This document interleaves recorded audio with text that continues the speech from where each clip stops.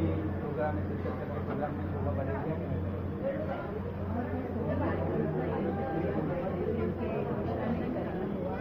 और बहुत जरूरी है कि हमारे जो भी नगर सेवक खुल के आए हैं ना उनका सम्मान करें।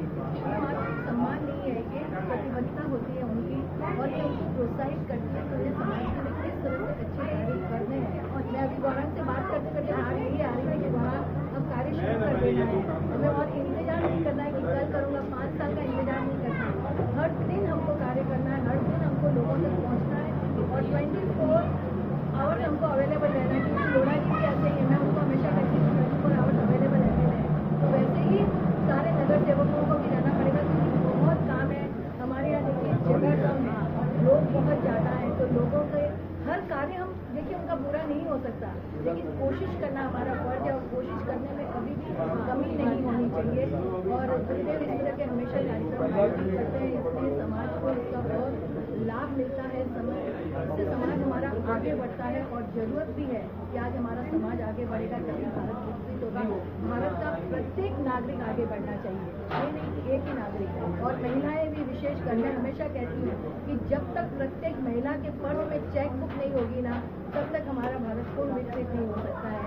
तो आज जो IIM का भी इन्होंने लॉन्च किया है कार्यक्रम, इसके माध्यम से भी हमारी महिलाएं बहुत आगे बढ़ेंगी और हम बहुत आगे बढ़ेंगे। मैडम एक सवाल है, विकास जी है, जियो है, सौरभ अपने थाना से आके सौरभ जी ने भी, संदीप जी ने भी इतना ये सेवा का समय दिया है, उनके बारे में आप क्या कहेंगे? देखिए समाज को ऐसे लोगों की ही जरूरत है। हम सिर्फ सरकार को चाहेंगे, सरकार सबके लिए काम करेगा तो नहीं हो सकता है सरकार। तो समाज में ऐसे अच्छे लोग होने चाहिए और जो कार्यान्वित होने चाहिए। सिर्फ अच्छे लोग बन के भी हम नहीं रह सकते हैं, अच्छे लोग भी निरंतर कार्य करने चाहिए और अपने पैसे का सदुपयोग कहीं ना कहीं होना चाहिए। हमेशा बचपन में हमारी माँ समझाया करती थी कि 1 रुपये में भले तुम 70 पैसा अपने पास रखो लेकिन 30 पैसा तो दूसरों के लिए खर्च करो, क्योंकि वही हमारा जो धन है ना अक्षय पूंजी के रूप में परमात्मा के पास देखा जाता है। बाकी कुछ पे खर्च किया तो कोई बात नहीं। तो कहते हैं कि जब हम जन्म लेते हैं ना तो कुछ लोगों की आंखों में खुशी भी होती है, हंसी होती है, आंसू भी होते हैं, लेकिन हम जब जाएँ ना, जब हम जन्म लेते हैं तो हमारी आंख में आंसू होते हैं, लेकिन जब हम दुनिया से जाएँ ना तो हजारों लोगों की अगर आंखें हम नम करके जाएँ तो ही हमारा जीवन सार्थक है। ये कांटे आते हैं तो आने तो तुमसे एक फूल खिला दो, अंधेरे को पूछो मत, तुमसे एक दीप जला दो। एक फूल की भी सुगंध पूरी दूर दूर तक जाती है, एक दीप की कनक मणि का तम पर विजय मिलता है। जो एक एक फूल खिलाते हम सब मिलकर तो चीर बसंत कहलाए, और जो एक एक दीप हम सब मिलकर जलाए तो हमारे सबके अति प्रिय लाडले श्रीमान मंगल जी भी आके शिरकत करके गए, उनके बारे में उनके पहले एक सवाल में उसके जज कि वो हर आध्यात्मिक धार्मिक प्रोग्राम में हर जगह पहुँचते हैं। मैं कई बार सोचती हूँ कि आप कैसे पहुँचते हो, मैं पहुँच ही नहीं सकती हूँ।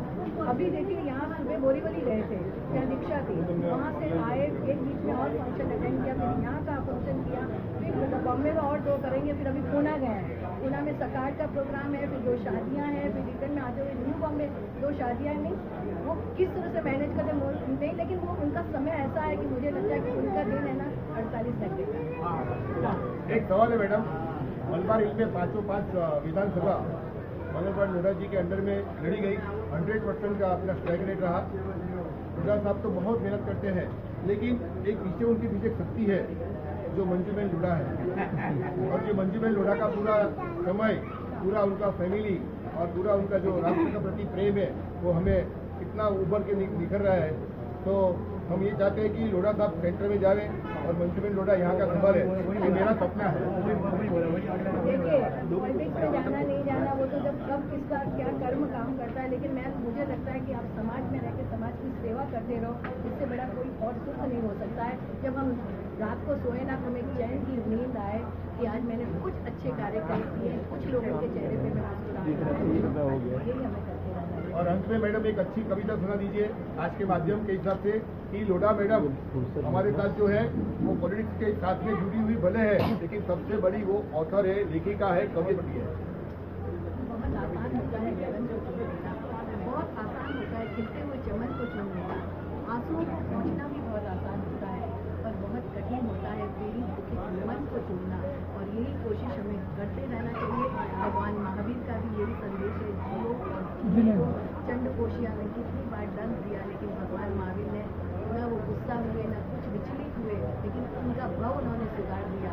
तो आपके जीवन में कुछ लोग ऐसे आएंगे जो आपको अपने कर्म पथ से विचलित करने की कोशिश करेंगे, आपको गुस्सा दिलाएंगे, लेकिन आपको अपने आप पर विजय प्राप्त करनी है। आपके ऊपर, आपके दिमाग पर कोई और राज नहीं कर सकता है। स्वयं को आपको राज करना है और निरंतर आगे बढ़ना है और विश्व कल्याण की भावना रखनी है।